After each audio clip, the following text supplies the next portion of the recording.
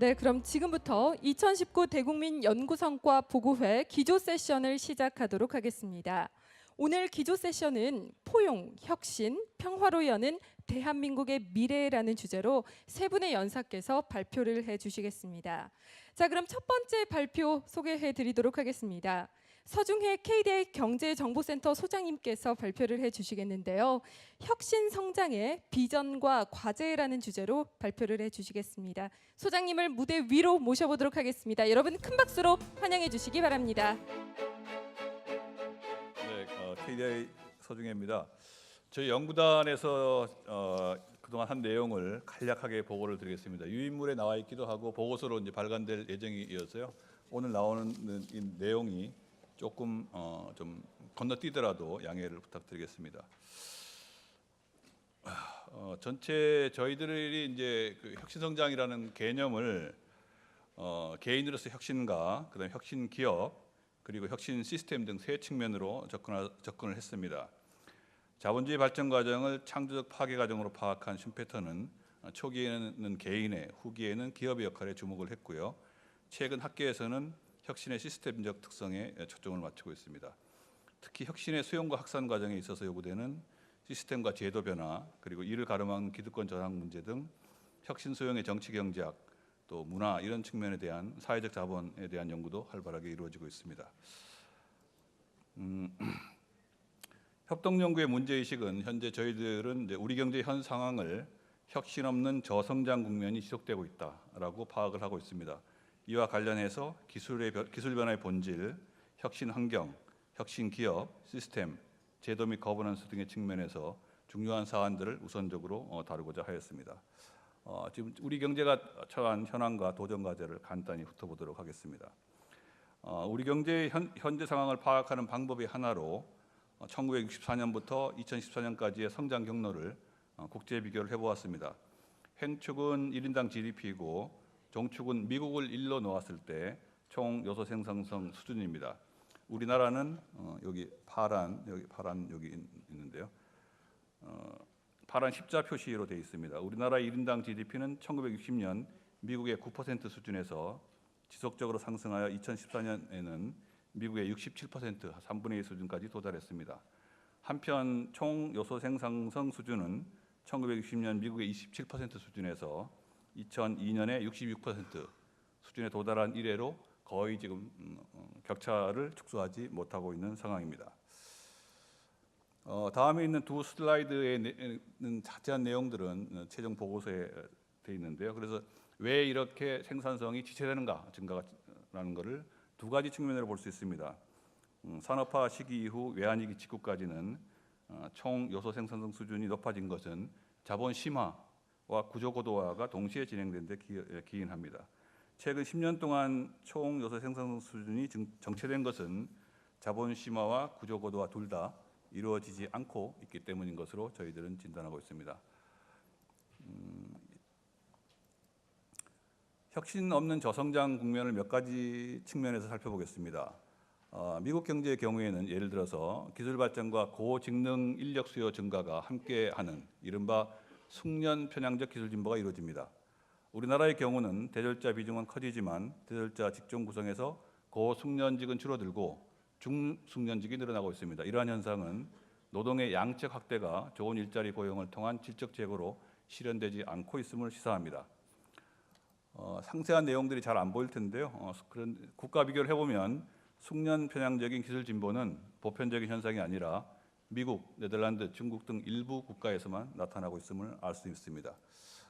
저희 KDI 연구 보고서에 의하면 기업 역동성이라는 것이 사실은 슈페터 사상의 중심에 있는 혁신 성장의 핵심인데 우리나라의 경우에는 생산성 증가율이 오래된 기업일수록 또 대기업일수록 더 높게 나타나고 있습니다.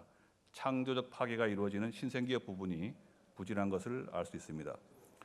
이 슬라이드는 지난 30여년간 노동인구의 대학 교육 비중을 보여주는데 한국이 가장 오른쪽에 있습니다. 인적 자본의 양적 확대는 세계 어느 나라보다 빠르다는 것을 알 수 있습니다. 투입 요소로서 중요한 물적 자본과 R&D 투자를 살펴보겠습니다.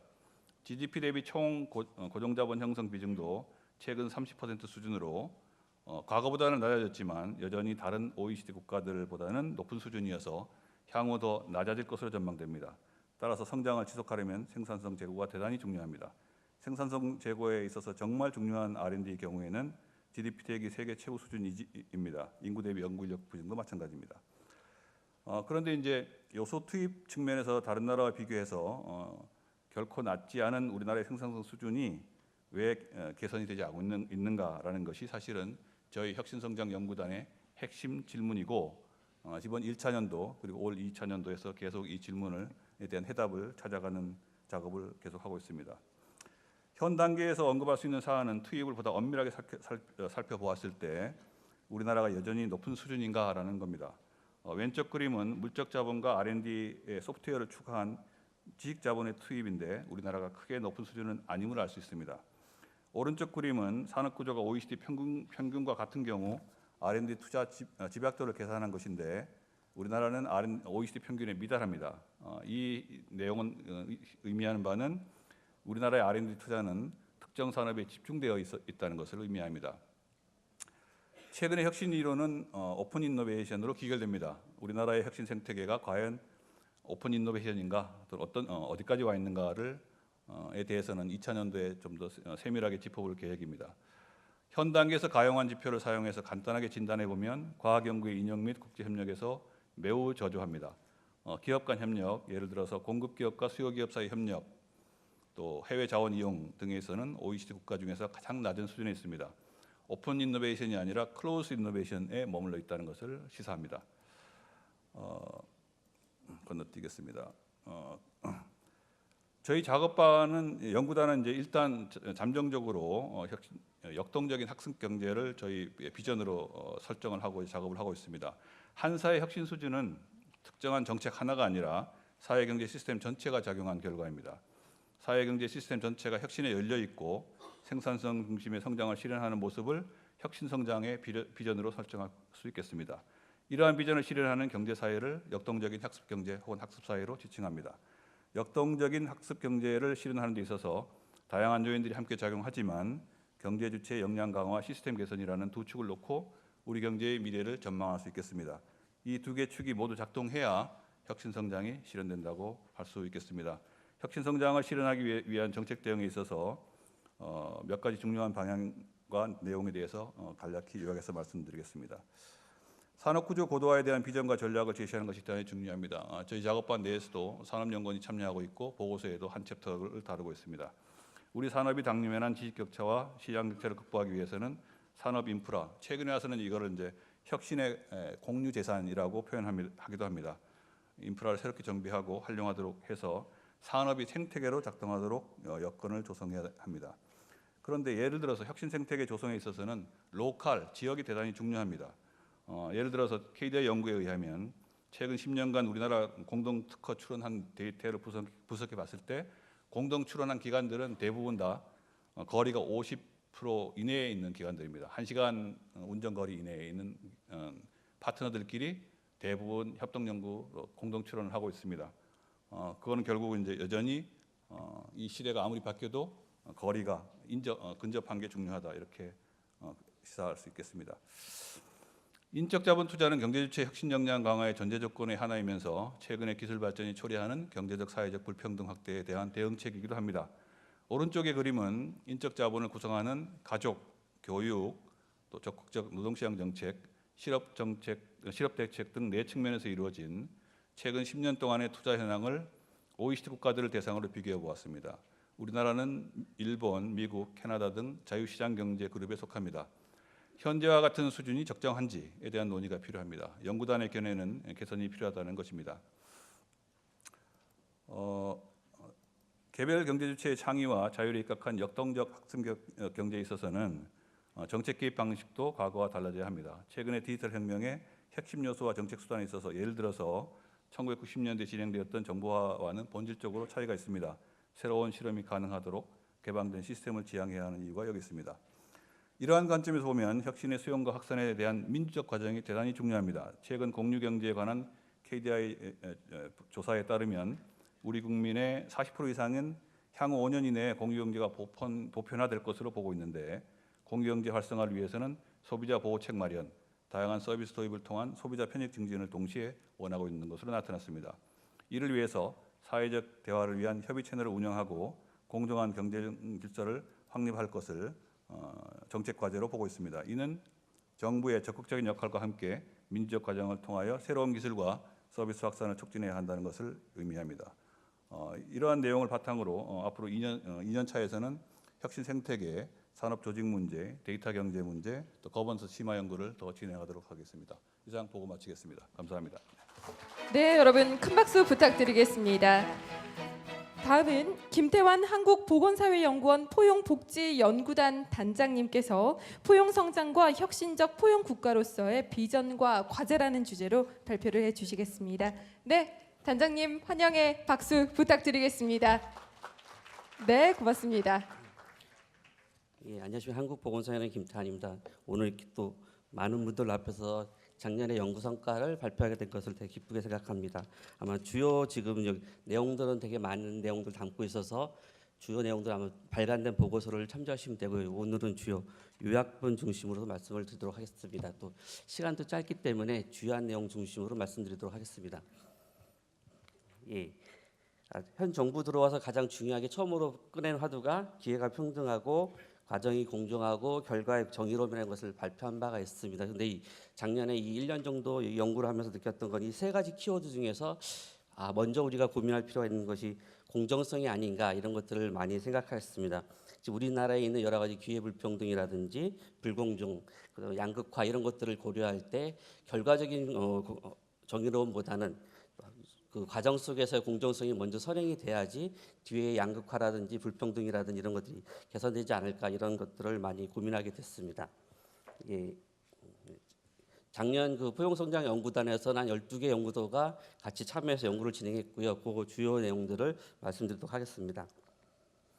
아시겠지만 포용성장이 현 정부 들어서 들어온 배경은 우리나라가 이제 60년대부터 80년대까지 급속한 경제성장을 이뤘고 그걸 토대로 90년대 세계화라든지 혹은 금융시장 개방이라든지 이제 대외적인 자신감에 의해서 이제 많은 정책들을 폈는데요. 결과적으로 이런 정책 결과들이 98년, 97년에 경제 위기를 겪었고 다 아시겠지만 우리나라의 대부분의 데이터들을 보게 되면 98년 이전과 99년 이전이 현격하게 차이가 나는 것들을 볼 수가 있었습니다. 결국에 이런 것은 정책들을 나타난 불평등이라든지 노동시장 유연화라든지 이런 것들을 좀 줄일 필요가 있다. 이런 배경 속에서 아마 포용성장에 대한 중요성 그리고 혁신적 포용국가의 중요성 이런 것들이 대두되지 않았을까 생각해 볼 수 있습니다. 대표적으로 데이터들을 보면은 우리나라가 이제 노인 빈곤이 상당히 높게 나타나고 있고 이거에 대해서는 지금 우리 연구원뿐만 아니라 경사연 혹은 정부 쪽에서도 진짜 이 노인 빈곤이 이렇게 높냐 이런 것들에 대해서 이제 심각하게 고민을 하고 있고요. 그렇다면은 이 높은 노인 빈곤율을 어떻게 줄여나갈 것인가가 아마 큰 화두가 되지 않을까 생각하고 이걸로 인해서 나타나는 현상들이 최근에 많이 줄어들기 있었지만 여전히 높은 노인 자산율이라든지 이런 것들이 심각한 문제라고 볼 수 있습니다. 또 이제 우리 사회에서 가장 큰 심각하게 나타난 것들이 이제 결국에 임금 격차 문제, 비정규직의 확대라고 볼 수 있는데요. 이 통계청 자료들을 보시면 2000년대 초반은 한 20대 이런 분들이 이제 비정규직이 좀 많았다 그러면 이제 베이비 부모 이런 분들이 은퇴를 하시면서 이제 최근에는 오히려 50대 이후 그리고 작년 같이 2018년에 그 불평등이 상당히 많이 심화된 문제들이 결국에는 노인과 이 50대 이상의 중고령층 문제 이것들이 많이 심각해졌다 볼 수 있고 이분들이 일을 하시는 그 비정형적인 임금 일자리들이 결국에 임금이 상당히 많이 낮다 보니까 기존에 자기 누렸던 그 삶의 질을 충분히 누리지 못하고 오히려 이런 것들이 불평등을 더 악화시키는 그런 것들이 작년에 좀 발생하지 않았을까 이렇게 보고 있습니다. 또 이제 가장 이런 것들로 인해서 청년 같은 경우는 결혼을 하지 않는 이런 문제들이 많이 발생하고 있는데요.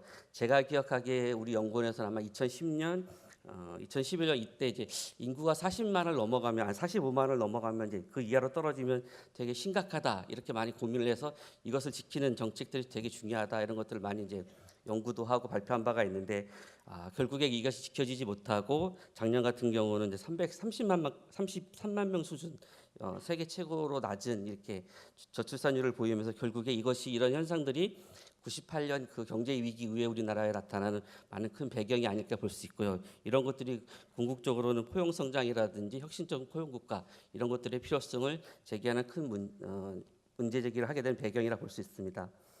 또 이제 이게 작년에 이제 있었던 여러 가지 문제들을 보시면 전반적으로 최근에 분배 상황이 상당히 악화가 되고 있다 이런 것들을 볼 수 있고요.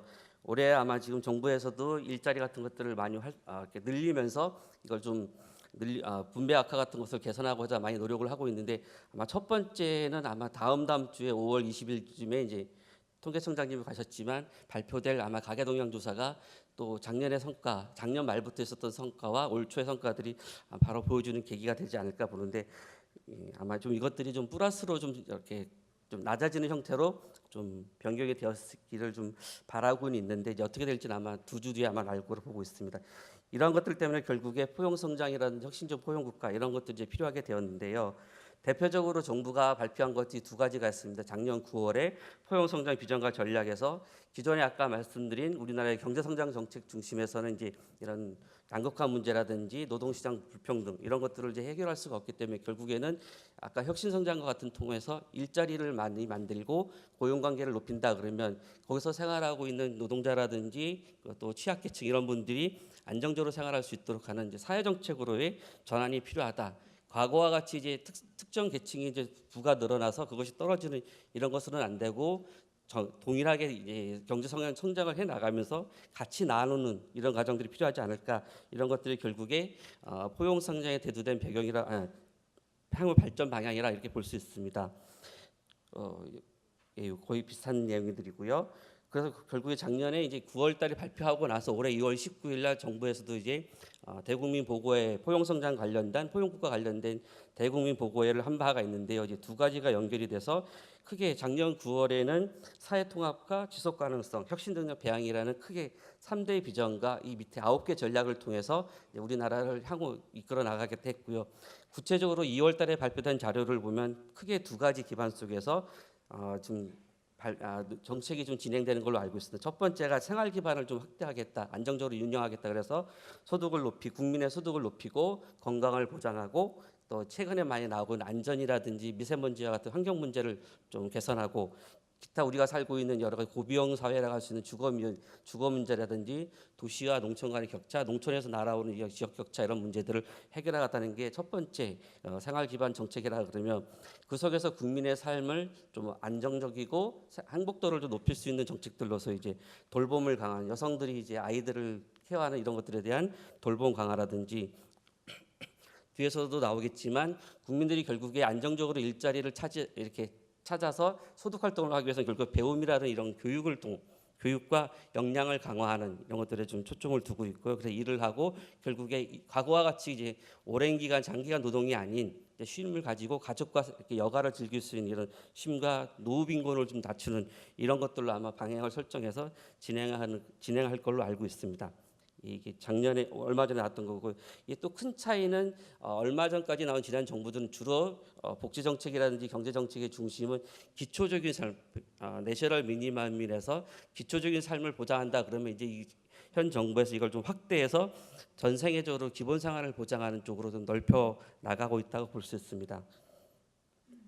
그래서 크게 한 3가지 축으로 해서 이제 정책을 진행하고 있고 이 속에서 이제 정부가 이제 들어와서 쭉 나눈 것들을 봤을 때 결국에는 이런 것들이 안정적으로 이루어지고 국민들의 호응도를 높이기 위해서는 결국에 공정성이라는 측면이 매우 강조되지 않을까 이렇게 생각해 보고 있습니다. 그리고 최근에는 이제 정책기획위원회에서도 국가 미래 비전 이제 현재는 2030으로 되지만 이제 바뀌어서 비전 2045라는 것들을 또 새롭게 아마 연구를 진행하는 걸로 알고 있습니다. 경사연 쪽에서도 나름 이제 작년에 이제 여러 많이 선배 연구진들께서 연구를 진행하시면서 혁신적 포용 국가의 개념도 발표한 바가 있습니다. 여기서 이제 가장 중요한 게 결국에 질적 변화가 먼저 우리 사회가 확 변하지 않으면은 향후의 발전 방향에서 한계가 있다. 그러면서 여기서 나오는 게 차별과 배제, 포용이라는 건 결국에 배제에 반대되는 개념이라 볼 수 있기 때문에 배제를 극복하면서 또 공정한 기회 속에서 자기의 역량을 최대한에 발휘할 수 있도록 그리고 창의성이 보장되는 사회가 이게 되지 않을까. 바람직하지 않냐 이런 것들을 제의한 바가 있고요. 예, 그래서 여기서도 아까 말씀드린 국민의 역량 그리고 과거에는 저희들이 학교 다닐 때만 이제 교육을 받고 그것이 끝났다 그러면 그게 아니라 이제는 30대가 되든 혹은 50대가 되더라도 계속적으로 자기의 능력을 개발하고 인적 자본을 확대해서 계속 일을 할 수 있도록 노인 빈곤을 줄일 수 있는 방법은 정부가 일정 부분 소득 보장 제도를 확대하는 것도 있지만 결국엔 시장에서의 일자리 확대와 그들이 안정적으로 소득 활동을 할 수 있도록 지원하는 게 중요하다 그러면 이렇게 역량 강화를 통해서 고용과 소득이 선순환되는 것들이 필요하다 이런 것들을 작년에 제시한 바가 있고요.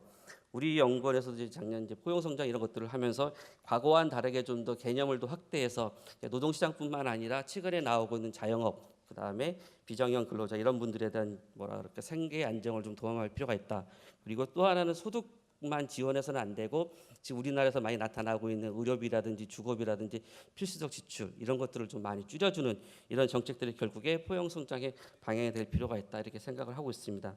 그래서 지금 배제와 소외 없는 미래 비전이라든지 혹은 행복한 삶을 추구하는 이런 것들을 좀 해서 지금 우리 사회에서 많이 나오고 있는 지역 격차라든지 학력 격차라든지 혹은 젠더 문제라든지 이런 것들을 좀 해결해 나가는 것들이 결국에 포용 성장의 비전이 아닐까.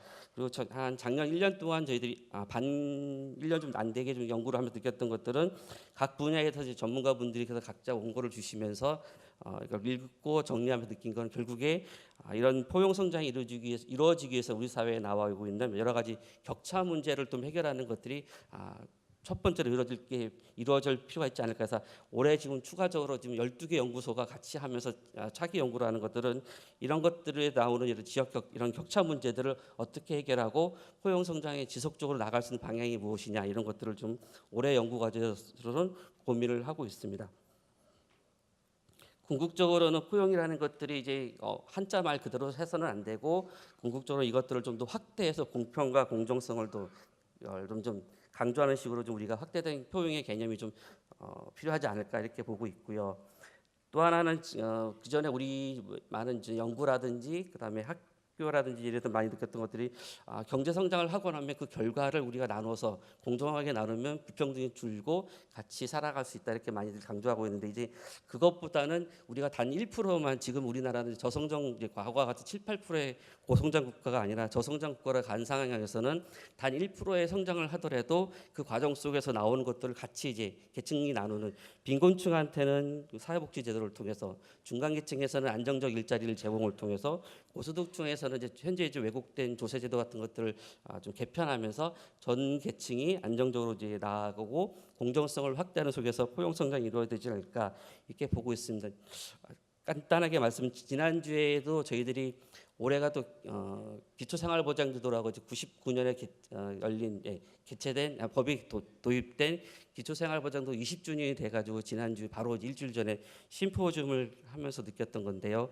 그 자리에서 저희들이 우리 연구원이라든지 이쪽 기초생활보장도 연구하신 분들은 부양의무자 기준 같은 것들을 개선해서 노인 빈곤이라든지 취약한 최근에 자살 이런 분들이 있기 때문에 이분들을 개선하자 할 때 그렇게 부양의무자 개선이 되면 결국에는 기초연금이라든지 국민연금이라든지 이런 것들이 제도적 혼선 때문에 좀 천천히 가자 이런 것들을 많이 생각을 해왔었습니다. 근데 지난주에 시민단체라든지 이런 쪽에서 이제 발표한 연구를 보면은 지금 내가 어르신이 되게 가난해서 동사무소를 찾아갔더니 어르신은 부양의무자 기준 때문에 안 되신다 그러시면서 결국에 이분들이 생활을 못하고 자살하시는 그런 사례들을 쭉 봤을 때 제가 지난 일주일 동안 이 포용성장이라든지 기초생활보장제도를 느꼈던 것들은 과거에 이제 아시겠지만 과연 학자들이 가지고 있을 수 있는 냉철한 머리와 따뜻한 마음을 우리가 선택한다 그럴 때 제가 생각하는 머리로서 생각하면은 기초생활보장제도는 당연히 천천히 가고 많은 것들을 포용하는 게 바람직하다 하는데 현장에서는 제가 할아버지 할머니를 뵀을 때 할아버지 할머니는 좀 해드리고 싶지만 부양의무자도 있고 혹은 할아버지는 도와드려서 또 다른 쪽에서 또 부정수급이라는 또 다른 문제를 이렇게 말을 할 때 과연 그분들이 받아들일까 할 때 과연 연구자로서 오늘 이제 결국에 국민한테 묻고 싶은 것도 연구자로서 내가 따뜻한 마음을 가지고 하는 게 바람직하냐 아니면 이 포용성장 같이 따뜻한 마음을 가지고 하는 게 좋냐 아니면 이걸 할 때 나 느끼는 여러 가지 어려움 같은 것들 계산할 때 생각할 때는 냉철한 머리로 가져가는 게 맞느냐 하는 것들이 결국에는 지금 지난주부터 발표를 준비해서 많이 느끼고 있는데 결국에 이런 답들은 아마 현재 생각하기에는 올해 2차 연구가 진행하고 있는 격차 사회라는 문제를 풀면서 과연 이제 연구자로서 어떻게 나아갈 것인지 이런 것들을 좀 심각하게 고민을 하고 있다 이렇게 볼 수 있고요. 그래서 결국에 저희들이 제안하고 싶은 것들은 최소한의 경쟁은 자유롭게 보장하지만 좀 약간 바뀌긴 했지만 그 격차 완화든지 이런 것들을 위해서는 경제 정책 중심의 조세 정책이 이제 바탕이 돼야 된다 그러고 공정성 속에서 복지가 확대되고 결국에 격차가 줄어드는 그 불평등이 해소되는 것들이 포용 성장이라든지 혁신적 포용 국가가 나아갈 방향이 아닐까 이렇게 생각하고 있고 이것을 위해서는 결국에 여러 가지 재원 문제라든지 이것들이 나오기 때문에 결국엔 조세 제도라든지 이런 것들을 좀 개편하면서 공정성 속에서 좀 포용 성장이라든지 혁신적 포용 국가 이런 것들이 좀 나아가야 되지 않을까 이렇게 생각을 하고 있습니다. 이상입니다. 네, 여러분 큰 박수 부탁드립니다. 네, 김태환 단장님께서 포용 성장과 혁신적 포용 국가로서의 비전과 과제 발표 너무 잘 해주셨습니다. 감사합니다. 그럼 마지막으로 신종호 통일연구원 기획조정실장님께서 한반도 평화체제 비전과 전략이라는 주제로 발표해 주시겠습니다. 여러분 큰 박수로 환영해 주시기 바랍니다. 네, 안녕하십니까. 통일연구원 신종호입니다. 제가 오늘 발표드릴 연구는 현재 진행 중인 연구입니다. 제가 아직 종료가 되지 않았고요. 5월 말에 종료되는 과제입니다. 제목은 한반도 평화 번영의 비전과 전략이라는 과제입니다. 일단 제가 이 자료집에 있는 자료하고 지금 PPT 자료 중에 전문가 설문조사가 좀 추가되어 있습니다. 그래서 이따 잠깐 소개를 좀 드리도록 하겠고요. 그 과제를 좀 말씀을 드리겠습니다. 문재인 정부 출범 이후에 평화 번영의 한반도라는 국정 기조를 제시를 한 바가 있습니다. 그 이후에 2018년, 19년을 거치면서 한반도 정세, 남북 관계가 상당히 많은 변화를 겪었습니다. 그래서 그 변화를 반영한 연구가 필요하다라는 게 첫 번째고요. 두 번째는 남북 정상회담, 북미 정상회담 1, 2차 등을 거치면서 새롭게 우리가 뭔가 창조적인 해법을 제시할 수 있는 방안들을 고민해 보자라고 하는 게 두 번째 여기 연구 배경이자 목표입니다. 세 번째는 최근에 평화 번영의 한반도뿐만이 아니라 신한반도 체제와 관련된 논의들이 있습니다. 그래서 저희가 현재 어떤 단기적인 대응도 필요하고 저희가 중장기적으로 통일 문제, 대북 정책에 대한 고민을 좀 할 필요가 있겠다라고 해서 이 크게 세 가지 목표를 가지고 연구를 진행을 하고 있습니다. 그 연구와 관련돼서 저희 연구원에서는 주로 이제 북한 통일 문제 전문가들이 많습니다. 그렇지만 또 경제라든가 다른 분야의 연구원들이 좀 많이 부족해서 저희 대학이랑 그다음에 경제민사연구회 소속 기관들의 전문가님들의 자문을 좀 받고 있습니다. 그리고 저희가 전문가 설문조사를 한 75명 정도를 대상으로 했는데요. 거기에 보면 문재인 정부 1년, 2년에 대한 평가들이 좀 나와 있습니다. 제가 마지막 부분에 좀 말씀을 드리겠습니다. 그리고 저희가 이제 아무래도 국가적인 차원에서 국정 기조와 연관성이 있기 때문에 저희가 정부기관, 국정기획자문위원회, 통일부 등과 함께 자문회의들을 많이 거치고 있습니다. 그 한반도 평화 번영의 비전과 전략의 정책 추진 환경 크게 세 가지가 있습니다. 첫 번째는 저희 우리 국내적인 차원에서 이전 정부와 다르게 문재인 정부가 강조하는 정책이 두 가지가 큰 변화가 있다라고 저희는 판단을 하고 있습니다. 첫 번째가 평화 우선이라고 하는 겁니다. 평화가 기반이 되고 평화가 우선적으로 보장이 돼야지 남북한의 전쟁 위협이 감소되고 평화 체제가 구축되고 평화 통일로 가는 길이 확보될 수 있다라는 의미입니다. 두 번째는 한국 주도라고 하는 겁니다. 대통령께서 여러 경로를 통해서 우리 정부가 주도하는 한반도 문제 해결을 강조를 하셨습니다. 그래서 평화 번영의 비전과 전략의 정책 추진 환경의 가장 큰 핵심은 국내적인 차원에서 정부의 정책 기조가 상당히 진전을 이루었고 변화를 이루었다라고 하는 게 첫 번째일 것 같고요. 두 번째는 북한의 변화입니다. 북한이 기존과 다르게 내부적인 상황, 경제 발전의 욕구, 그다음에 그 여러 가지 국제 정세에 대한 변화들을 반영을 해서 전략적 노선을 전환을 결정을 했습니다. 작년 노동당 전원회의를 기점으로 해서 사회주의 경제건설 총력 집중이라는 단어를 썼습니다. 이거는 과거 78년에 중국의 개혁개방과 같은 그런 비슷한 의미를 가지는 중요한 용어라고 저희는 판단을 했습니다. 세 번째가 미국 트럼프 행정부 출범과 맞물려 있습니다. 기존의 미국 정부와 다르게 트럼프 행정부는 북한 문제를 좀 적극적으로 풀려고 하는 노력들이 있었습니다. 이거는 트럼프 개인적인 요인도 있지만 미국 사회가 가지고 있는 부분, 그다음 미중 경쟁이라는 부분 여러 가지가 결합이 되어 있는 걸로 판단을 하고 있습니다. 이 세 가지 정책 추진 환경에 따라서 저희가 비전, 전략, 실천 과제들을 마련을 하려고 노력을 하고 있습니다. 제가 전문가 설문조사는 나중에 좀 보여드릴 텐데요. 저희가 이제 비전을 좀 만들어야 되겠다라고 생각을 했습니다. 기존에 통일부에서 만든 비전은 평화, 공존, 공동 번영입니다. 문재인의 한반도 정책의 비전은. 근데 저희가 여러 가지 고민을 해본 결과 비전은 사람의 마음을 움직여야 되는데 지금 현재 문재인 정부 출범 이후에 그리고 앞으로도 여전히 유용할 만한 가치가 뭘까라는 것을 저희는 평화, 공존, 공동 번영이라는 키워드를 잡았습니다. 그리고 향후에 남북관계가 진전이 되고 통일의 문턱, 통합 단계에 들어섰을 경우에 우리가 조금 더 신경 써야 될 키워드는 뭘까? 바로 오늘 말씀이 많이 나왔던 포용 내지는 화해 이런 단어들이었습니다. 그래서 저희가 이런 중요한 키워드를 중심으로 비전을 가칭 비전을 좀 작성을 해봤습니다. 그래서 저희 연구진에서는 평화, 번영, 포용의 한반도 공동체라는 비전을 작성을 했습니다. 일단은 현재까지 이 연구진에 진행된 비전의 설정이고요. 그다음에 이 비전을 달성하기 위해서 세 가지 목표를 저희가 고민했습니다. 크게는 남북관계, 이제 한반도 차원이죠. 그다음에 이 한반도 차원의 목표를 달성하기 위해서 필요한 게 뭘까? 바로 국제적 차원의 지원, 협력, 그다음에 국내적 차원의 지지, 협력이 필요할 거라고 판단을 했습니다. 그래서 국내적 차원에서 남북관계 차원에서의 목표를 비핵 평화의 한반도 공동체로 목표를 잡았고요. 그다음에 국제적 차원에서는 지금 현재 우리 남북한의 하나의 시장이 동아시아로 확대되는 동아시아의 공동 번영의 플랫폼을 한반도가 구성을 했으면 좋겠다, 담당을 했으면 좋겠다라는 차원에서 국제적 차원의 목표를 정했습니다. 근데 이제 저희가 전문가 설문조사에서 나타나지만 한반도 정책, 문재인 한반도 정책, 대북 통일 정책이 성공하기 위해서 국내적인 합의 지지가 중요하다는 걸 발견했습니다. 그래서 저희가 포용, 소통, 화해의 협의 사회를 국내적 차원에서 목표로 정했습니다. 그래서 이 비전과 목표 실현을 위해서 저희가 여러 가지 실천 과제들을 준비를 했습니다.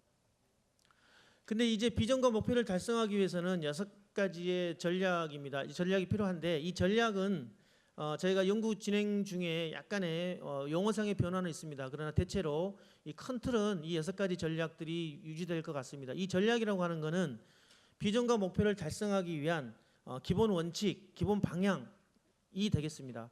첫 번째는 비핵화와 남북관계 선순환입니다.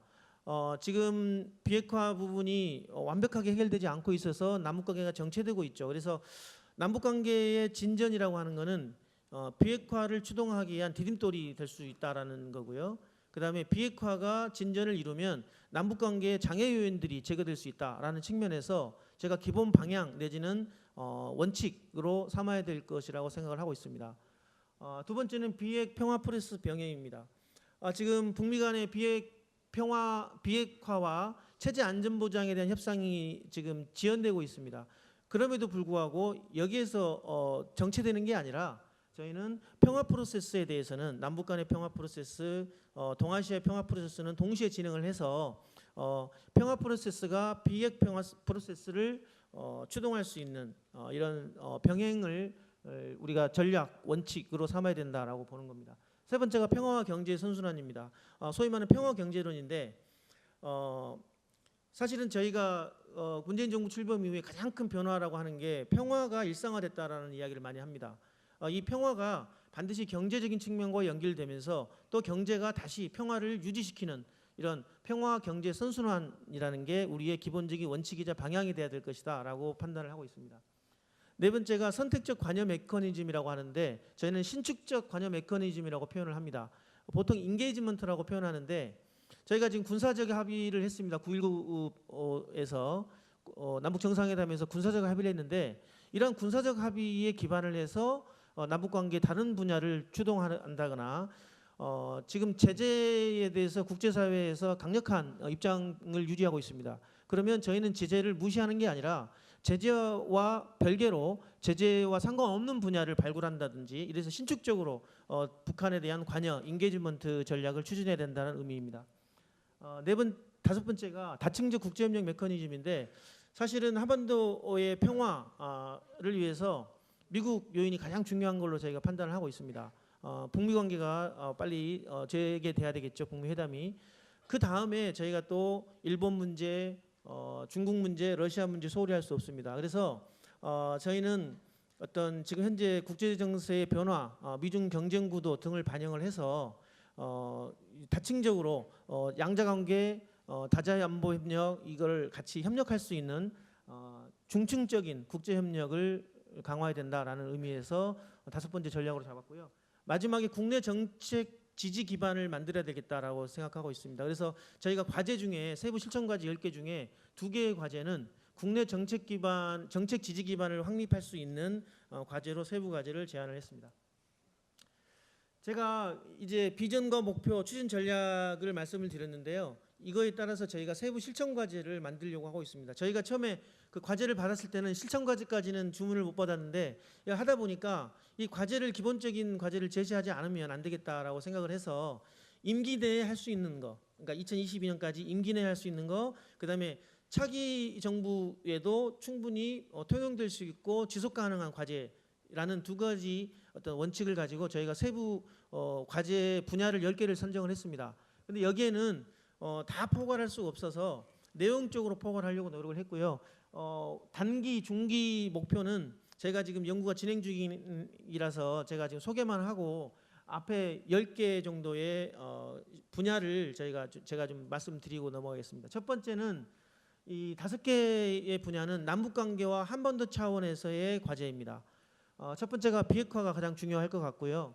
그다음에 평화 체제이고 군비 통제 관련된 내용입니다. 세 번째 그 평화 경제 선순환, 남북 경협과 관련된 내용입니다. 네 번째는 사회문화 교류 확대와 관련된 내용입니다. 다섯 번째가 남북관계 제도화입니다. 소위 말하는 남북관계 기본법이라든가 우리 법적인 제도적인 준비를 해서 차기에 우리가 좀 더 남북관계를 실질적으로 진전시킬 수 있는 기반을 만들어야 된다라는 차원에서 남북관계 한반도 차원에서 5개의 과제를 선정을 했고요. 현재 열심히 집필 작업을 진행하고 있습니다. 그다음에 국제적 차원에서의 과제는 3가지를 잡았습니다. 첫 번째가 한미동맹과 한중관계 조화입니다. 사실은 여기에는 그 한일 문제, 러시아 문제까지 다 포괄을 하고 있고요. 이 최근에 이야기 나오고 있는 뭐 이렇게 한미 동맹 문제, 그다음에 전시 작전권 문제도 다 여기에서 좀 일부 다뤄주고 있습니다. 그리고 중층적 다자 협력 제도화라고 하는 부분도 새로운 과제로 저희가 해서 그 지금 육자회담이라든가 아니면 소다자주의 문제들을 다 다루고 있습니다. 신남방 신북방 정책을 통해서 동아시아의 공동 번영을 이루는 방안들을 저희가 또 과제로 추진을 하고 있습니다.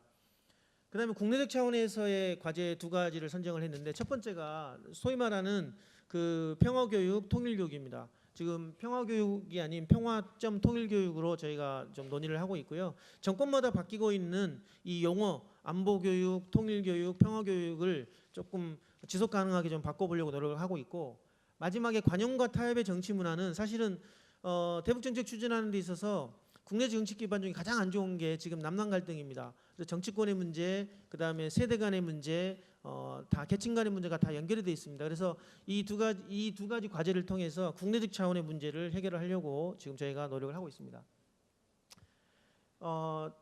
이제 비전과 목표, 전략, 과제들을 지속 가능하게 하려면 그 실행력 제고 방안이 있어야 되는데 저는 첫 번째로 그 통일 외교 안보 분야의 기능 조정이 좀 필요하다라고 생각합니다.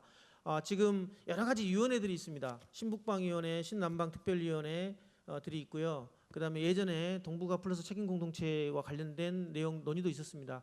이거를 신한반도 체제라고 하는 큰 틀에서 묶을 수 있거나 아니면 외교 안보 분야의 TF를 통해서 이 좀 기능 조정을 할 필요가 있겠다라는 거고요. 나머지 부분은 뭐 남북관계 법제 부분을 완비를 할 필요가 있다거나 그다음에 북한의 수요를 고려할 수 있는 방안들을 마련해야겠다. 그러려면 북한의 변화를 정확하게 파악할 필요가 있겠다라고 생각을 하고 있습니다. 그래서 이거는 추후에 저희가 추후에 과제가 진행되면 연계를 좀 해보려고 하고 있고요. 가장 중요한 거는 현재의 한반도 평화 번영의 비전과 전략을 신한반도 체제와 어떤 식으로 연결할 거냐가 관건인 것 같습니다. 이거에 대한 저희 고민도 저희가 하고 있습니다. 제가 설문조사 몇 개만 소개를 좀 드리겠습니다.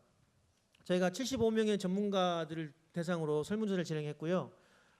남북관계 개선을 통해서 가장 성과가 있는 게 뭐냐라고 저희가 질문했을 때 GP 시범 철수, 그다음에 JSA 비무장화, 그다음에 평창 올림픽 단일 구성, 그다음에 철도 도로 연결 노력 등이 꼽혔습니다. 여기에 나온 전문가 설문조사 내용들은 사실 앞으로 우리가 고민해야 되고 추진해야 될 사업이기도 할 거라고 생각합니다. 또 하나는 한반도 식민지 구상이 북핵 문제 해결에 도움이 됐다라고 하는 게 지금 한 78% 정도에 육박하고 있습니다. 그래서 경제협력은 꾸준히 추진해야 되지 않을까라는 생각을 하고 있고요. 그다음에 지금 한국의 촉진자, 적극적 중재자 역할은 한 70% 정도가 상당히 실효성 있는 전략으로 판단을 하고 있습니다. 아마 한국 주도 노력이 계속 돼야 된다라는 의미겠죠. 그다음에 글씨가 좀 작은데 왼쪽은 북한이 북미 정상회담에서 합의한 비핵화 이행에 대해서 어떻게 생각하냐라고 했을 때 지금 73% 정도가 미국의 약속을 이행하는 그 수준에 따라서 북한이 비핵화를 추진할 것이다라고 답을 했는데요. 반대로 미국이 그러면 이 북한에 대한 체제 보장을 어떻게 할 거냐라고 했더니 전문가들은 92%가 북한의 비핵화 약속 이행 정도에 따라서 미국이 북한에 대한 체제 보장을 할 것이다라고 답을 했습니다. 이 말은 북한도 비핵화에 대한 노력을 해야 되는 거고 미국도 북한의 비핵화에 따라서 이 단계별로 어떤 체제 안전 보장을 위한 노력을 해야 된다는 의미로 저희가 해석할 수 있다는 겁니다. 나머지 부분은 좀 넘어가고요. 그 사회 문화 교류 중에서 왼쪽에 있는 내용인데요. 그 앞으로 어떤 분야에서 좀 추진하는 게 필요할 것 같느냐? 남북 관계가 진전되지 않은 상황에서는 체육 분야, 예술 분야, 학술 분야 교류가 우선적으로 이루어지면 좋겠다라는 의견을 줬습니다. 예, 마지막으로 신남방 신북방 정책에서 협력 분야를 이야기를 물었습니다.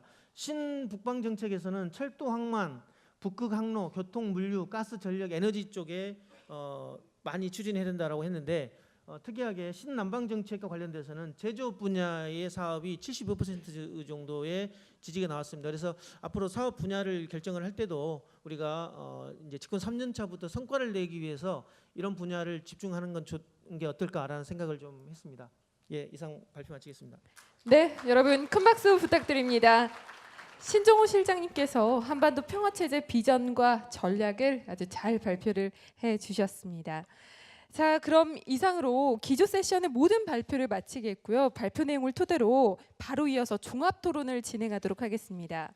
최정표 한국개발연구원 원장님께서 좌장으로 수고를 해주시겠고요. 6분의 토론자께서 함께 참여해 주시겠습니다. 자, 그럼 최정표 원장님과 토론자분들을 단상으로 모시겠습니다. 지금 단상으로 나와 주시면 감사드리겠습니다.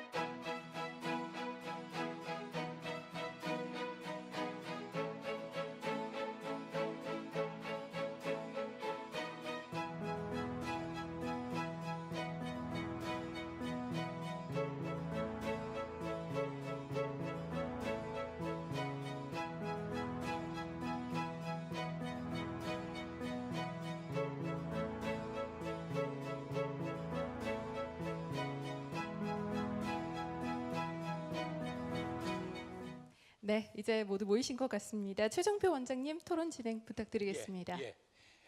안녕하세요. 반갑습니다. KDI 원장 최정표입니다. 기조 전체 회의 기조 발제 제가 이 사회를 맡았는데 사실 사회는 별 할 일이 없습니다. 기조 발제 3분 다 하셨고 지금 토론하실 분 6분이 이제 기조 발제 내용을 중심으로 토론을 하실 건데요. 사실 이 행사는 이제 처음으로 기획됐다고 그랬는데 굉장히 의미 있는 행사로 봅니다. 2019 대국민 연구 성과 보회 경제인문사회 연구회에서 주관했는데 국책 연구 국민에게 묻고 세기를 찾다라는 것은 우리가 앞으로 이제 그 국책 연구기관이 연구 수행을 하는데 오늘 이 행사가 굉장히 또 새로운 의미로서 다가올 것 같습니다. 국책 연구기관 인문사회 경제인문사회 연구의 국책 연구기관들이 궁극적으로 연구가 이제 정책 연구를 하는 지향점은 역시 혁신, 포용, 평화 이 세 개 단어가 잘 그 의미를 나타내고 있습니다. 그래서 그 세 분야를 중심으로 기재발제자 세 분께서 간단하게 내용을 말씀을 해주셨는데 사실 이 지금 토론 세션에 시간 제약이 많습니다. 주최 측에서 12시 40분까지 그것도 10분 연장해서 본래 스케줄에 10분 연장해서 12시 40분까지는 꼭 끝내야 점심 드시고 그 다음 진행에 지장이 없다고 그렇습니다. 여기서 많이 해버리면 여러분 점심 시간을 또 줄여야 될 것 같아서 이거는 좀 토론자들이 협조를 해주셔야 될 것 같고요. 그래서 우선 토론하실 6분을 먼저 소개를 드리겠습니다. 고유한 정책기획위원회 평화번영분과위원장이십니다. 예. 그다음 권혁철 한겨레신문 한겨레 평화연구소장이시고요. 예. 그다음에 배병준 보건복지부 사회복지실장이십니다. 예. 그다음에 성희롱 기획재정부 혁신성장기획단장님이십니다. 예. 그다음에 이현운 한국경제연구학회 회장이시고요. 그다음에 홍선미 정책기획위원회 포용사회분과위원이십니다. 예. 예. 오늘 6분이 토론을 해주시는데 시간을 1인당 사실 한 3분 정도 4분이면 너무 빡빡할 것 같고요. 3분에서 4분 사이에서 요약해 주시고 이거는 기조 세션이라서 뭐 질문은 없는 걸로 알고 있습니다. 그냥 지금 토론하신 분들이 앞에 기조 발제 내용에 대해서 좀 추가적인 내용을 말씀해 주시는 걸로 끝내는 방향으로 하겠습니다. 그래서 한 3분의 4분 정도 기준으로 고유한 박사님부터 좀 토론을 시작하겠습니다. 네, 감사합니다. 시간 관계상 다른 인사말 줄이고 바로 본론으로 들어가도록 하겠습니다. 신종호 실장님이 한반도 평화 번영의 비전과 전략을 발표하셨는데 앞서 발표 과정에서도 말씀하신 것처럼 이 비전과 전략은 현재도 만들어지고 있다 이런 내용입니다. 그 얘기는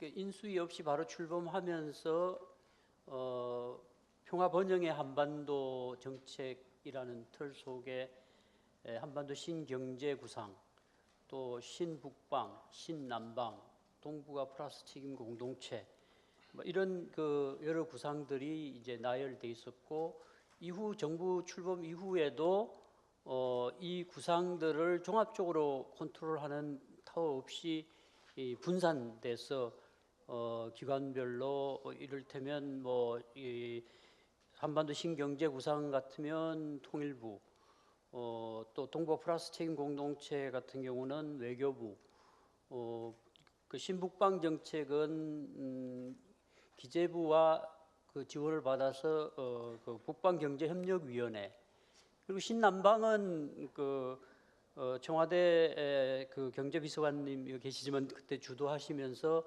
정책기획위원회 안에 그 특위로 신남방 특위로 이렇게 들어와 있습니다. 그래서 저도 거기서 이제 정책기획위원회에서 평화번영분과 그 위원장을 맡으면서 이런 그 구상들을 종합해서 정리해서 나갈 수 있는 어떤 그 컨트롤 타워 같은 게 있으면 좋겠다는 생각을 했었는데 아까 실장님 발표 과정에서도 그런 필요성을 인지하고 있는 것 같습니다.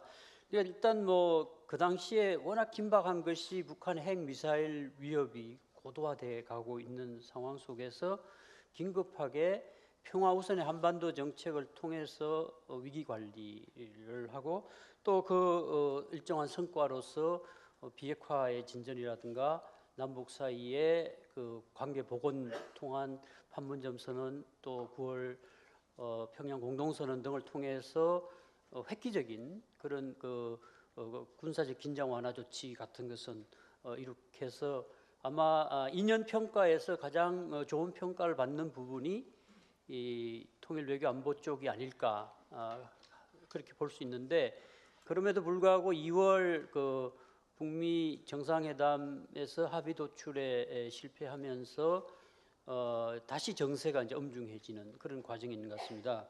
그래서 이제 가장 중요한 것은 역대의 비핵화 관련 또 남북 관련 합의문들이 합의 이후에 대체로 곧바로 사문화되는 그런 나쁜 그 전례들이 있었습니다.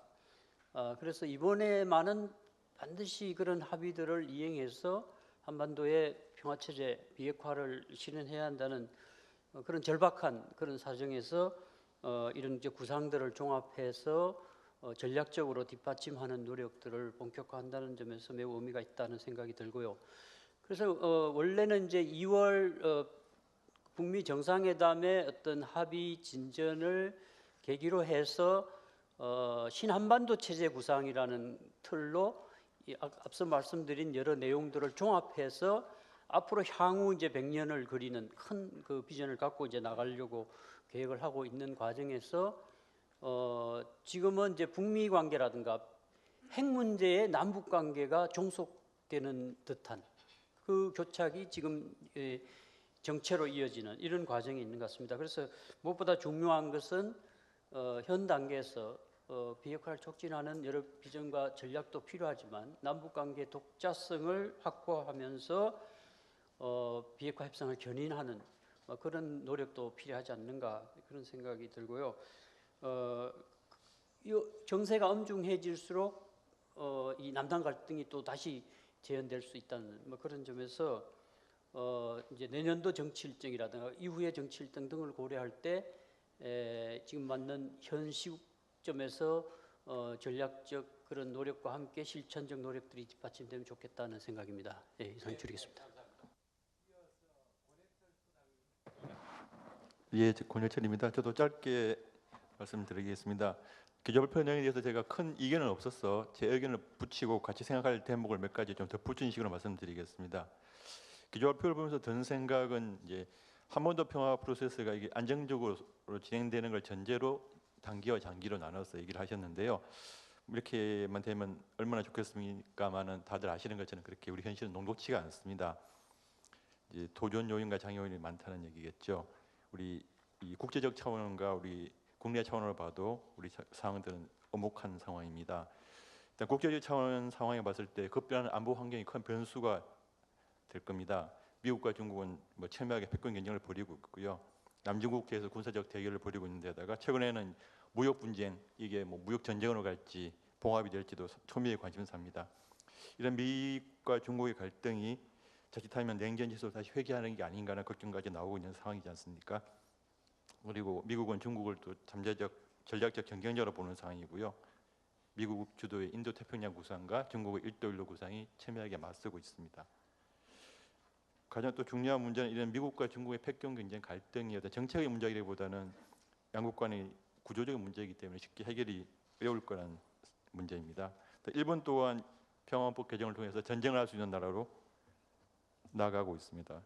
한일 갈등 역시 어떤 양국 정부의 정책 차이라기보다는 구조적인 문제가 깔렸기 때문에 쉽게 해결되지 않을 것으로 봅니다. 국내 차원으로 돌려봐도 뭐 만만치 않은 상황입니다.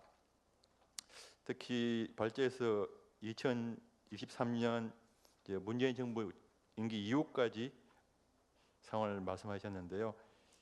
다 아시는 것처럼 우리는 뭐 국내 정치 상황이라는 게 정권이 바뀌면 대북 정책은 180도 바뀌는 게 우리의 경험입니다. 문재인 정부 임기가 끝난 2023년 이후에도 지속가능한 대북 정책이 어떻게 가능할까?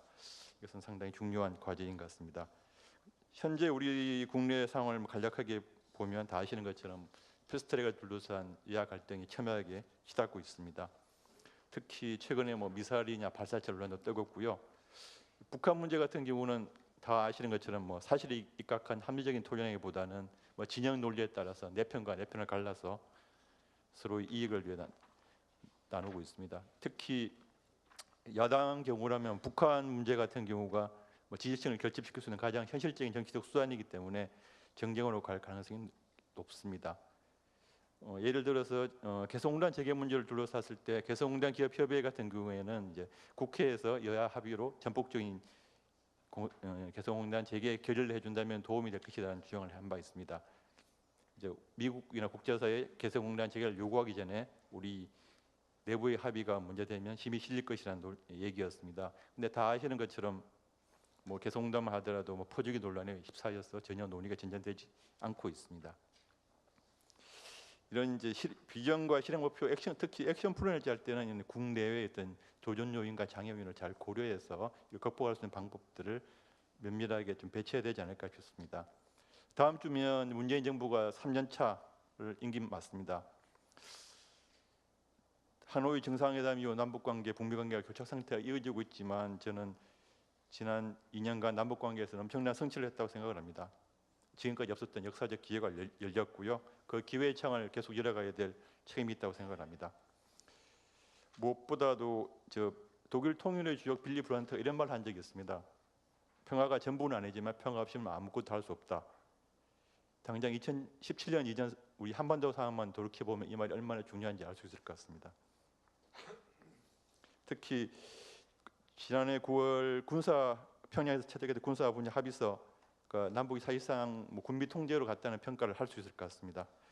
남북 간의 우발적 군사 충동과 전쟁 위협을 제거를 통한 평화의 일상화, 이것은 우리가 작년 2년 동안에 이루었던 가장 큰 성취가 아닌가 저는 생각하고 있습니다.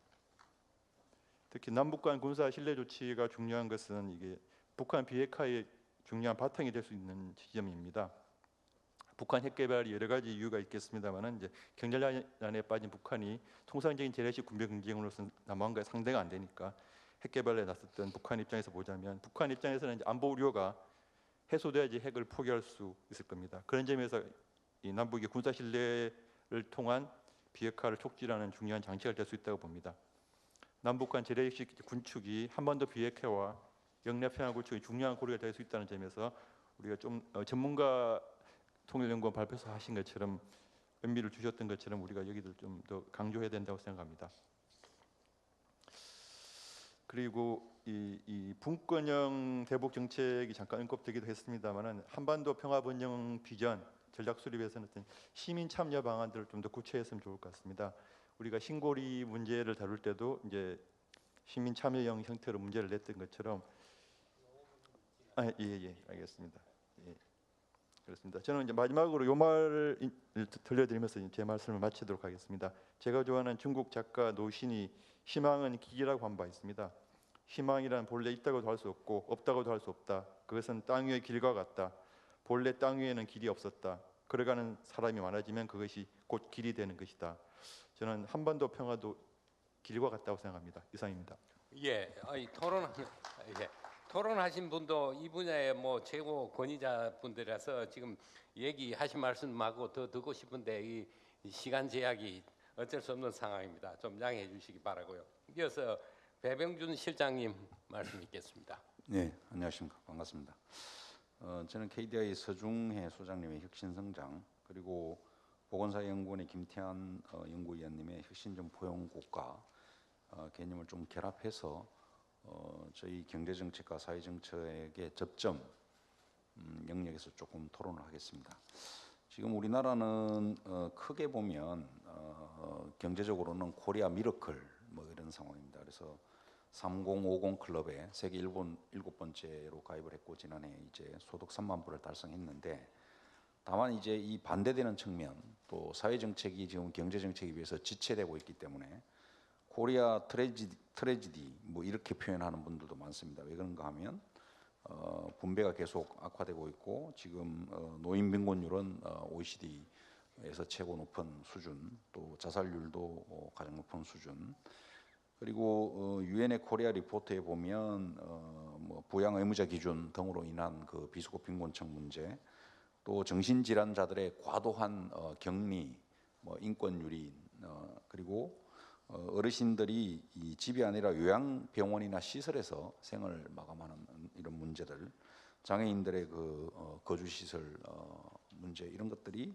아직 해소되지 않고 있다. 그래서 이런 모든 사회적인 문제들의 근원은 저는 국민 부담 대비 낮은 사회보장 지출 수준에 있다 이렇게 분석하고 싶습니다. 그래서 저희들이 국민 부담 대비해서 사회보장 지출 수준이 한 40% 정도 되는데 이것은 OECD 평균의 70% 수준에 밖에 되지 않습니다. 그래서 결국은 이 30% 포인트의 격차가 우리 한국 사회가 안고 있는 이런 모든 문제들을 양산하고 있다 하는 그런 측면에서 우리 정책이 이제 포용적 성장에서 포용적 복지, 혁신적 포용국가로 전환해야 된다는 오늘 김태환 박사님의 말씀에 전적으로 공감합니다.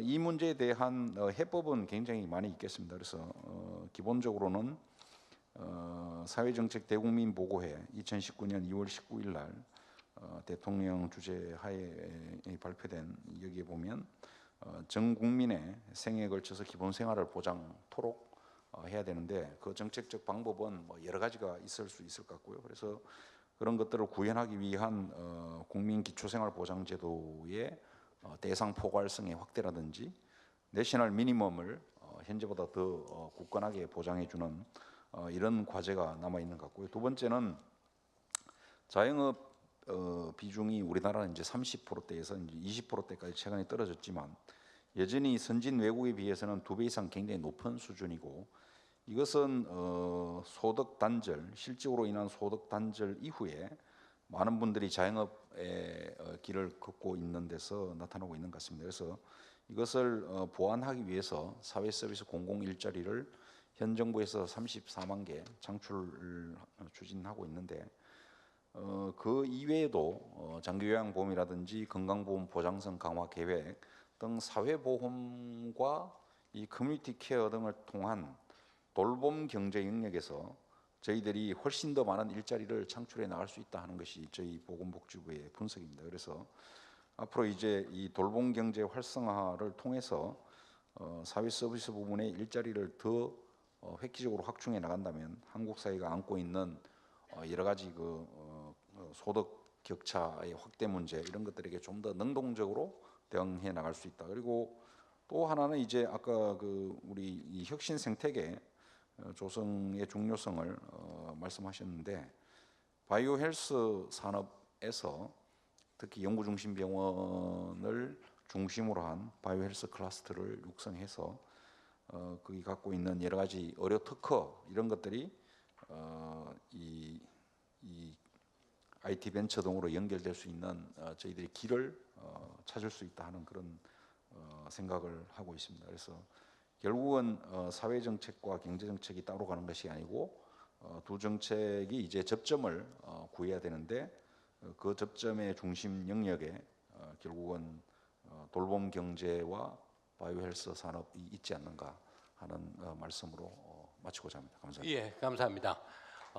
예. 이어서 아까 제가 소개해드린 성희롱 기억재정부 혁신성장 기획단장이라고 했는데 불가피한 사정으로 오늘 참석 못하시고 대신 오셨습니다. 대신 오신 박홍진 혁신성장 기획단 과장님이신데 성희롱 단장님 소개할 때 일어서셨는데 사실은 성희롱 단장님이 아니시고 박홍진 과장님이시니까 지금 여기서 수정해서 소개를 드리고 지금 토론하실 수 있는 기회를 드리겠습니다. 먼저 한번 일어서 아까 잘못 내 이름으로 일어섰으니까 예 그렇게 하겠습니다. 제가 잠시 국장 행세를 좀 했습니다. 잠시 국장 승진했다가 다시 과장으로 내려옵니다.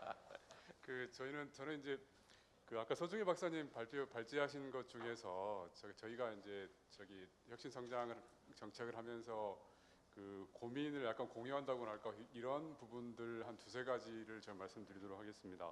먼저 아까 서중희 박사님 발제 중에서 우리가 투입에 있어서는 적어도 대학 졸업률도 그렇고 그다음에 총 고정자본 형성도 그렇고 R&D도 그렇고 거의 뭐 세계 최고 수준에 가까운데 저기 TFT는 여전히 정체되어 있고 올라가고 있지 않다 이런 말씀 주셨는데요. 저희도 그 문제에 대해서 지극히 좀 고민을 하고 있고요. 그런데 이제 아까 그 통계를 보면 우리가 어떻게 보면 이 소위 컨텐츠 트랩이라는 게 빠져 있지 않은가 여전히. 그러니까 제품만 잘 만들면 된다, 기술만 있으면 된다, 그다음에 대학만 나오면 된다라는 이런 어떤 컨텐츠 트랩에 빠져 있지 않은가. 근데 컨텐츠가 많이 아니라 예컨대 저기 바라트 아난드가 이야기했던 것처럼 사용자 연결이라거나 제품 간 연결이라거나 기능별 연결이라거나 이런 연결 관계가 훨씬 더 중요해지고 거기에서 새로운 혁신이 일어나고 이런 부분들을 우리가 좀 등한시하지 않았는가. 그리고 그런 부분들이 사실은 우리가 투자에 있어서 무형자본 투자 부분에 대한 어떤 경시, R&D 투자는 많이 하지만 R&D 외에 무형자본 투자는 비교적 서강대 전현배 교수나 이런 분들의 연구 결과에 의하면 우리는 OECD 국가 중에서도 거의 최하위에 가까운 그런 수준이던데요.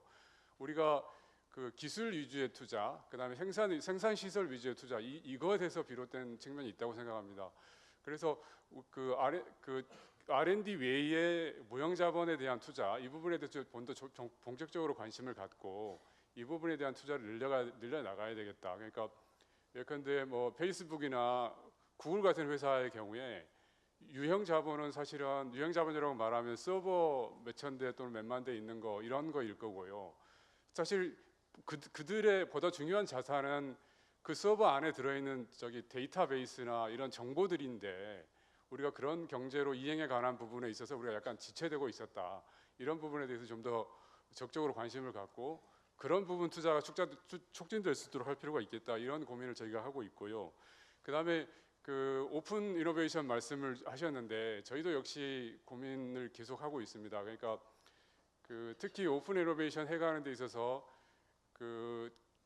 기업 간 M&A라거나 특히 벤처가 나중에 M&A를 통해서 회수를 한다거나 이런 부분들 아까 발제 자료도 나옵니다만 미국은 93%인데 우리는 3.5%밖에 안 되고 이런 이슈들이 어떤 벤처 생태계도 그렇고 산업 생태계도 그렇고 혁신의 생태계도 그렇고 이게 어떤 병목 현상을 단적으로 보여주는 통계가 아닌가 이런 생각이 들고요. 그래서 사실은 우리가 사실은 대기업의 역할이 꽤나 필요한데 우리가 대기업이 어떤 지배 구조상의 문제라는 원죄 때문에 우리가 대기업을 제대로 활용하지 못하는 측면도 있는 것 같고요. 그다음에 예컨대 작년에도 어떤 국내 굴지 대기업 중에 대기업 계열회사가 기술 탈취해서 처벌받고 공정위 처벌받고 하기도 했었는데 어떤 대기업 입장에서는 지금까지 잘못된 관행이나 이런 것 때문에 기술 탈취의 오명이 있고 그다음에 중소기업이나 벤처 입장에서는 뭔가 우리나라 대기업들은 단가를 후려친다. 그러니까 정당한 대가를 주지 않는다는 이런 어떤 상호 어떤 미스매치 상태에 있는 것 같습니다. 이런 부분들을 좀 타개해서 벤처 생태계, 산업 생태계 이런 부분들, 이런 기업 생태계가 잘 원활히 돌아갈 수 있도록 하는 것 이런 부분들이 아주 중요하다고 생각합니다. 그다음 마지막에 제가 시간이 좀 늦었습니다만은 4분이 지났습니다만 마지막 한 가지만 더 말씀드리겠습니다. 경제 정책을 할 때, 산업 정책을 할 때 우리가 가치 사슬 부분을 기존의 산업 영역에서만 봐왔었는데 아까 공유경제도 말씀하셨습니다만 가치 사슬을 이제는 소비자 중심에서 바라볼 필요가 있다. 소비자 중심에서 바라보고 소비자한테 최종 가치를 전달하는데 가치 사슬의 각 컴포넌트를 어떻게 가치 사슬 내에서 경쟁적으로 가져갈 수 있고 가치 사슬 내에서 어느 부분이 중요한지 이런 부분에 대한 고민들 그런 부분들이 좀 많이 필요할 것 같습니다. 그런데 공유경제라고 이야기했지만 사실 공유경제를 말씀하셨지만 이동 부분에서는 사실 저희가 보기에는 예컨대 자율주행차가 훨씬 더 어떤 고부가가치한 영역일 것 같고요. 거기서 나오는 어떤 이동 서비스의 고부가가치와는 거기서 가장 많이 나오지 않을까.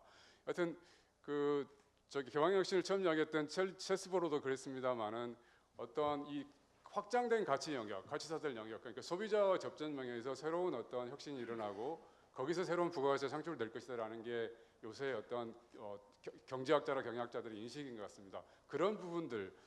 그래서 어떤 기재 교육의 관점에서도 예컨대 건강이든 헬스케어든 이런 부분에 있어서 어떤 막힌 가치자들 연결을 막고 있는 그런 부분들 규제를 열심히 개선해 나가야 될 필요가 있겠다 이런 말씀을 좀 드리고 마치겠습니다. 예, 감사합니다. 수고하셨습니다.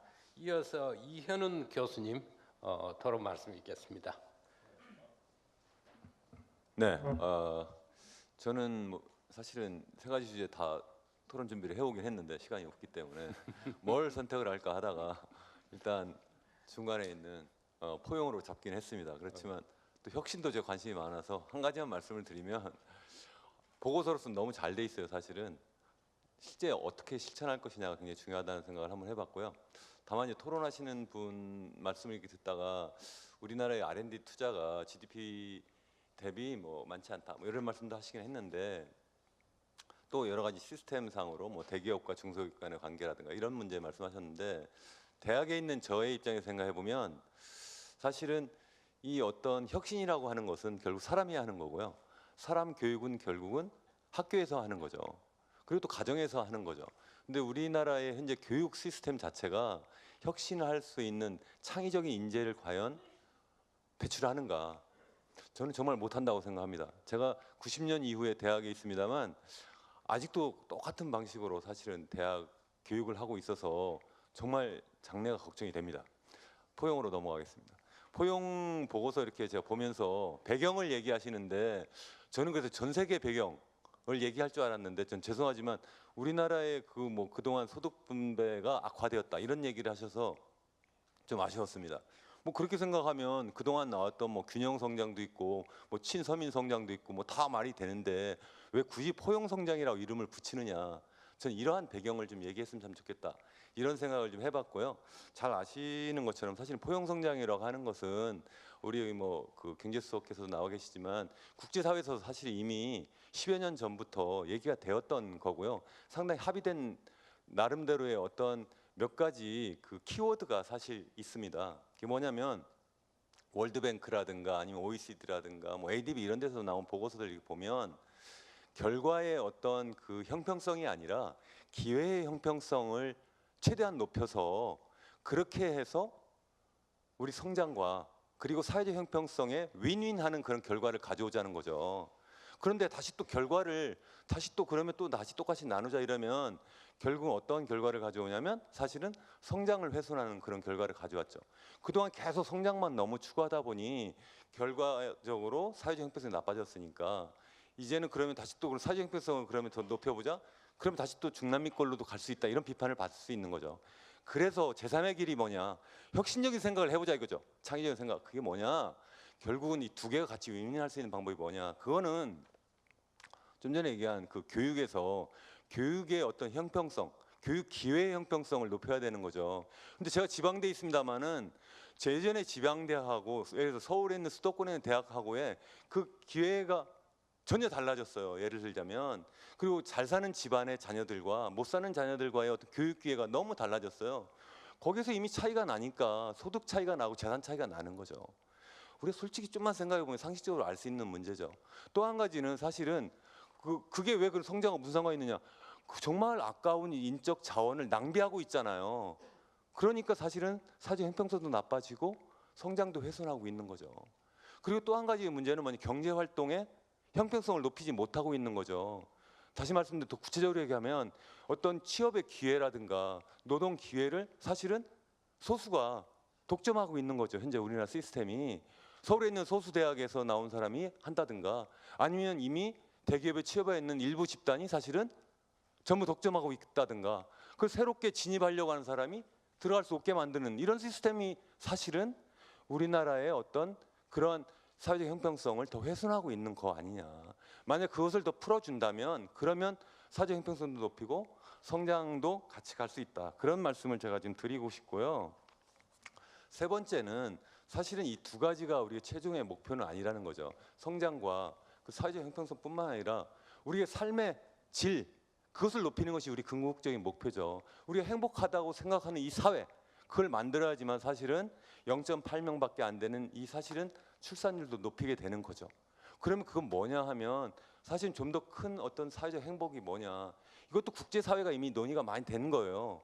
그게 바로 사실 유엔에서 얘기하는 사실 SDG죠. 서스테이너블 디벨롭먼트를 하자. 지속 가능한 발전을 하자. 그러면 그 속에 보면 경제 성장도 하고 사회적 형평성도 높이고 한 꼭지가 더 있죠. 그게 바로 뭐냐면 환경의 지속 가능성이죠. 현 정부에서는 환경의 지속 가능성을 쏙 빼버렸어요. 다시 또.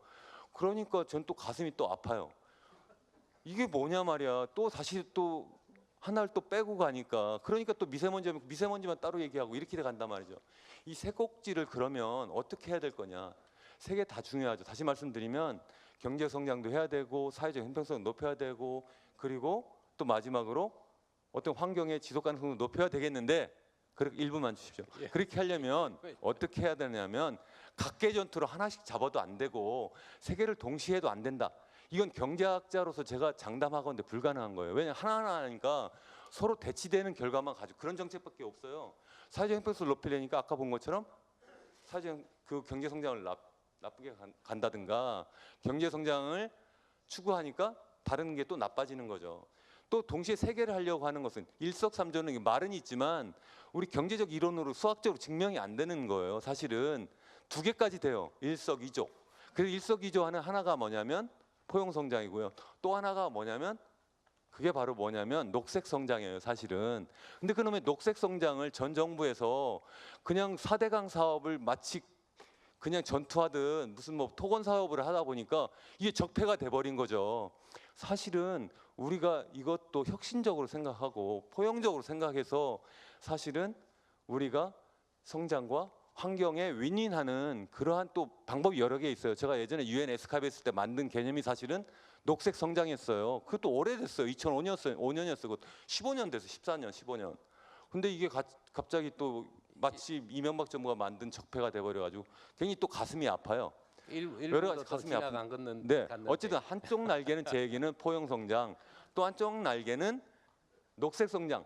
이 두 개의 날개 축으로 해서 궁극적인 우리의 비전, 사회적 다시 말 제가 시간이 너무 없다 보니까 예. 말을 더듬는데요.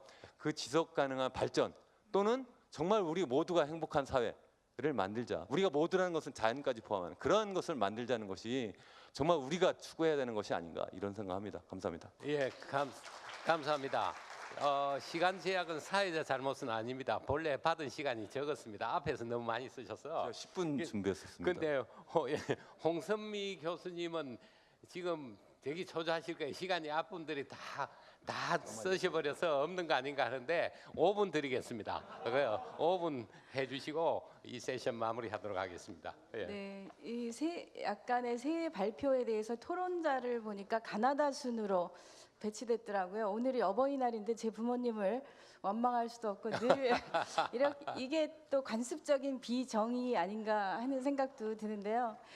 네, 어쨌건 저는 포용 국가 중심으로 포용 성장과 포용 복지의 관계 중심으로 말씀을 드리겠습니다. 여러분들 흔히 낀 세대라는 말씀 많이 듣죠. 여러분들 상당히 많으신 것 같은데요. 부모를 돌보고 또 자녀를 부양해야 되는.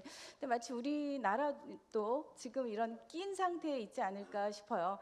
사실 이제 과거의 문제, 결국 절대 빈곤을 벗어나기 위해서 성장 중심으로 왔던 이 과거의 역사 속에서 우리는 이제 해결해야 되는 굉장히 많은 문제가 있죠. 대표적인 게 그 배제가 제도화되면서 사회적 양극화가 일어났고요. 이런 것들이 이제 사회 곳곳에서 나타나고 저희가 쉽게 확인할 수 있는 뭐 노인 빈곤율, 자살률 이런 지표는 늘 우리 입에 오르내리지만 사실 우리가 이런 문제를 해결하기 위해서 얼마나 많은 노력을 했는가 하는 것은 상당히 또 모호하다는 생각이 들고요.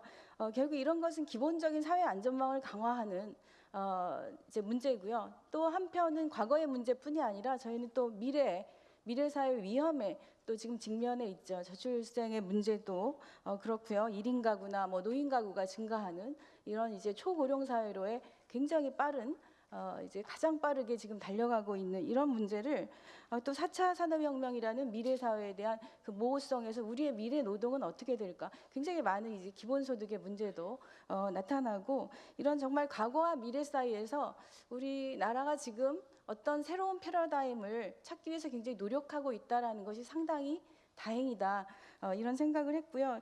그 국가 패러다임 속에서 이 포용이라는 건 정말 가장 우리가 많이 지금 언급을 하고 있고 거기에 이제 혁신이라는 키워드가 같이 얹어 있는데요.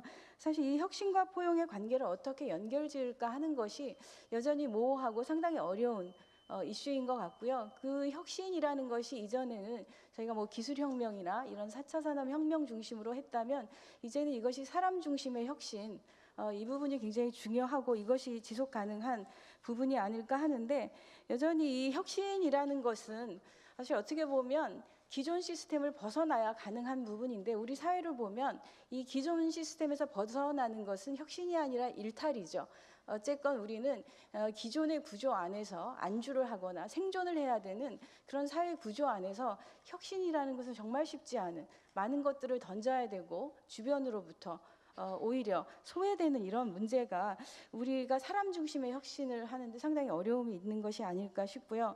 또 이 혁신적 포용국가 앞에 우리는 흔히 함께 잘 사는이라는 수식어를 붙이고 있습니다. 결국 이게 포용을 언급하는데요. 실제로 우리가 이 포용을 강조하는 지난 2년간 얼마나 많은 포용의 변화들이 있었는가라고 봤을 때 저는 조금 더 문제 중심으로 봐야 된다. 포용의 반대가 사회적 배제인가라는 부분에서 저희가 포용이라는 부분은 상당히 미래지향적인데 우리가 과거에 이 사회적 배제를 정말 핵심적인 문제들을 걷어내지 않고 포용을 이야기한다면 또 다른 허구일 수 있다 이런 생각이 들고요. 최근에 이제 저희가 이 복지 영역에 많은 문제를 보는데요.